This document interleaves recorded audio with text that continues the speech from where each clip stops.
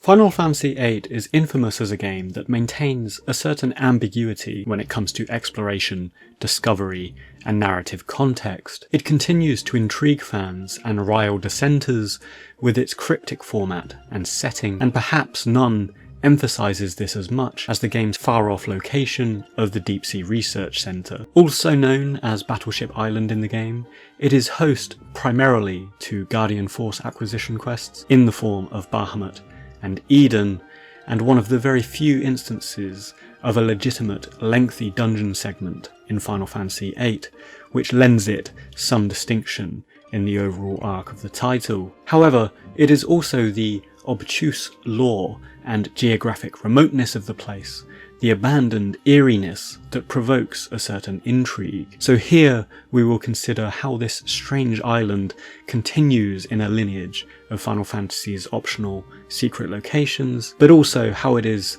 distinguished in the oeuvre as something that is unique and emblematic of Final Fantasy VIII itself. Jumping right in with discoverability and access, the Deep-Sea Research Centre is in some ways representative of Final Fantasy VIII's low-key, non-linear nature, and the onus being on the player and the player's attentiveness to find things out and make their way around the world by themselves. Which is to say, we are generally not given much, if anything, to indicate that the research centre exists, barring perhaps a passing line of dialogue and the info panel in the game's menu screen. So it is very much a product of Final Fantasy VIII's open nature and suggestive dialogue, where rather than being funneled by mountain ranges and limited transport through a pseudo-open world, as a lot of other Final Fantasies did up to this point, we are given directions for where to go next, and we are pretty much left to our own devices to get on with it. The Deep-Sea Research Centre, for example, can be glimpsed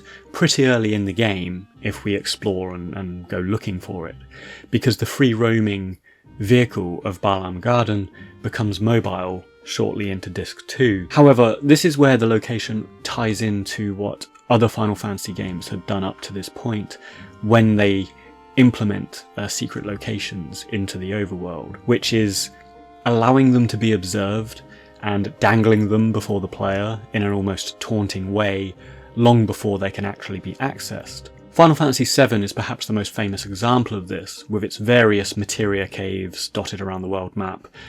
There's the ancient forest outside Cosmo Canyon on the cliff top. All of these are viewable and yet not accessible, even with the Highwind airship, because they require the Chocobo breeding quest and higher forms of Chocobo to be acquired instead.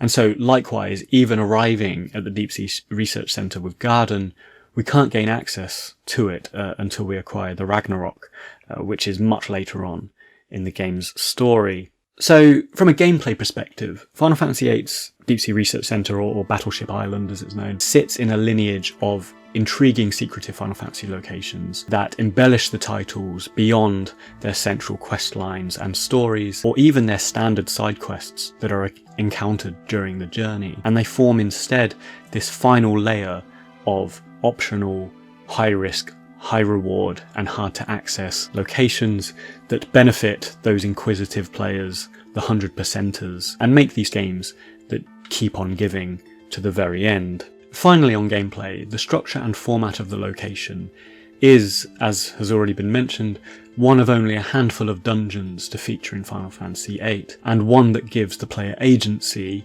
in how far they choose to venture through it. And what I mean by that is that it's a dungeon of two parts. The first part is the acquisition of Bahamut, and this is relatively straightforward.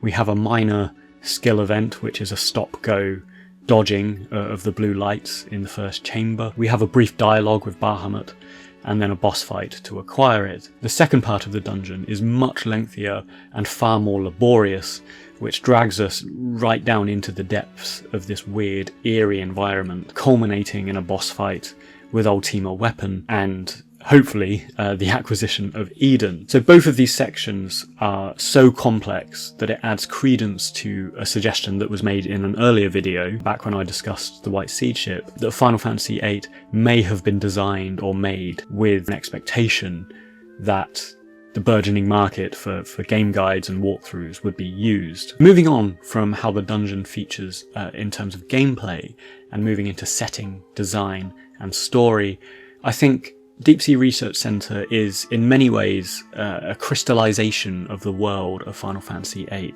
And it's quite similar in some respects, if in a slightly more ominous and forbidding way, than the likes of Balam Garden. And what I mean by that is there is this surface level veneer of science and technology and futurism, coupled almost literally with an underlying mysticism and archaic fantasy vibe.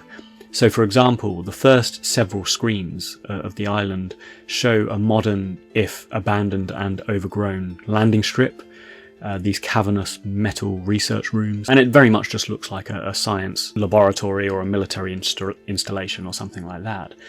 But as we venture down into the depths, this is gradually replaced by crumbling pillars and archaic statues and stonework, the likes of which we see in the Centra ruins elsewhere in the game, and it speaks to something much more antiquated or certainly abstract and contrasting with the modernity above, which is very much testament, I think, to the unique vibe of Final Fantasy VIII. What's more, and again leaning into the ambiguity of this title, is that it's very much these environments, these pre-rendered backgrounds, and only these backgrounds that really tell the story of the Deep Sea Research Center. When we arrive, actually, if Zell is in our party, he will give us a small sliver of context as to what this research place was supposed to be about, which was a group of unknown scientists trying to develop a draw system like ours, is specifically what Zell says.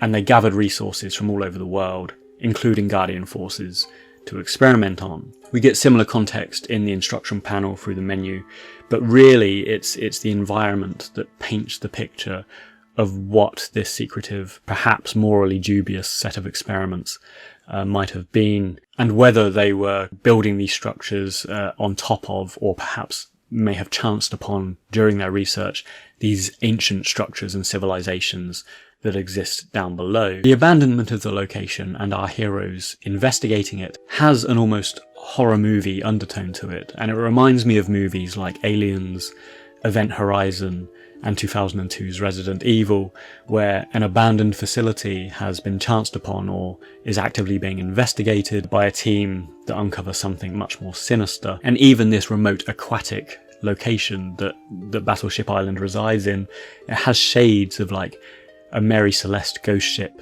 sort of vibe about it. So I really like the eeriness.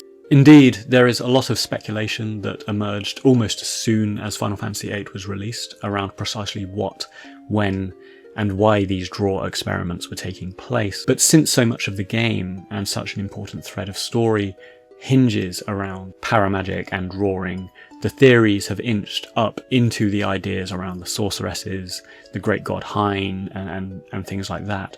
And most specifically, a lot resides in the presence of Bahamut, the form and function and design of the ultimate GF Eden that we acquire here, and of course the super boss Ultima Weapon. So we will touch on those creatures and some of the fan theories that exist around them, but before diving into that, I think the nature of who was conducting these experiments is an interesting one, and I've always noted the fact that Zell says they were developing a draw system like ours, rather than the draw system that became ours. So what this suggests is that it wasn't Esthar, since we know that the junction system that is used to draw magic and things like that in the world of Final Fantasy VIII was invented by Dr. Odin, thanks to his research on Alone 17 years prior to the events of the game. So this suggests to me that perhaps it might have been Galbadia conducting experiments in a sort of technological arms race with Esthar, up until the point that Odin acquired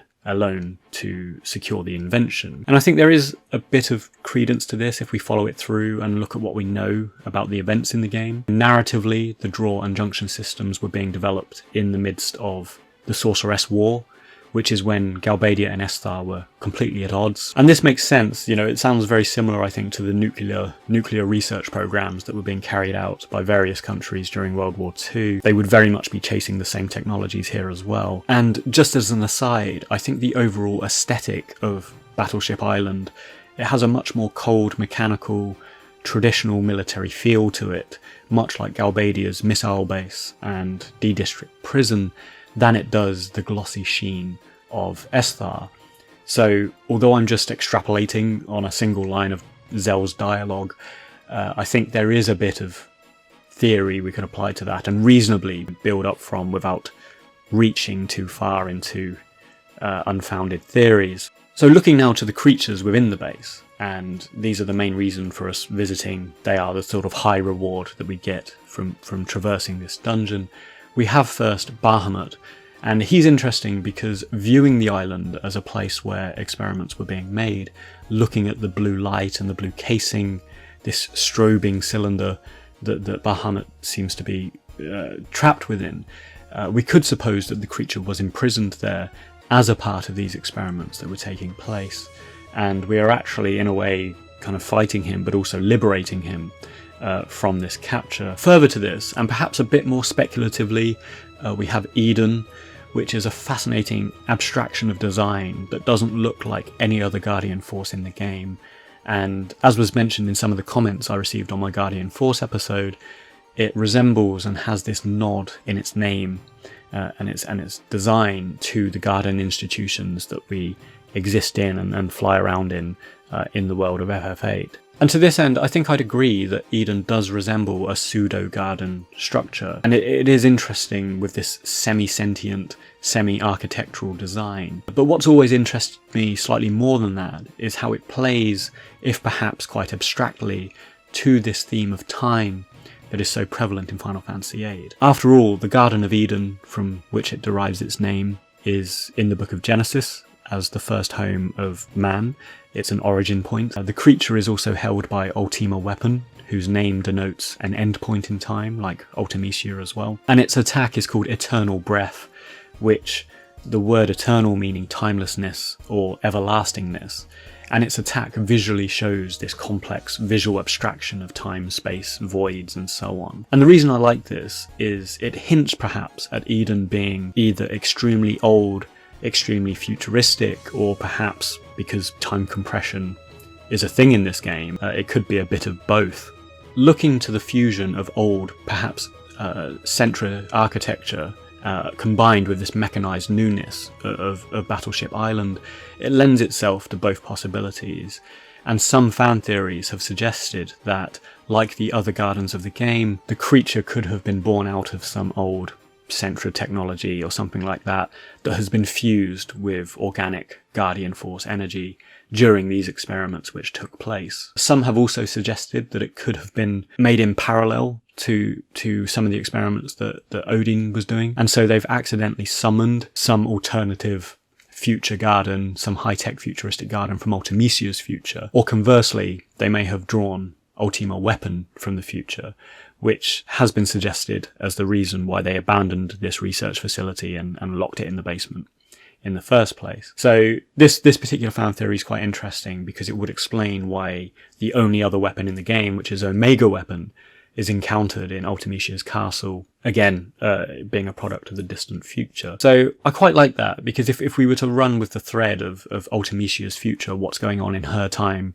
in her timeline, you know, if gardens still exist, what form and function are they actually taking? And have they become these weird, slightly malevolent abstractions? So I find these fan theories around Eden quite interesting, more so around the theme of time and how they may be coming from the future or being a product of the past. So some really interesting theories and case studies surrounding Eden here, which inch out into the location itself and why the Deep Sea Research Centre exists as remotely and abandoned as it is. As far as secret locations in Final Fantasy games go, it is neither the most widely renowned or the most popular, particularly compared to the preceding game of FF7. But unpacking it a little bit more here, I think we can see how it perfectly suits Final Fantasy VIII's tonal range of technology and magic, but also lends to this complete abstraction and ambiguity of the story in terms of the themes of time and the geopolitical machinations, particularly between Galbadia and Esthar, that have built up this setting that we find in the game. Thanks for watching. If you enjoyed the episode, please consider joining me on Patreon, or if you'd like to buy me a coffee, you can do so. The links are available below.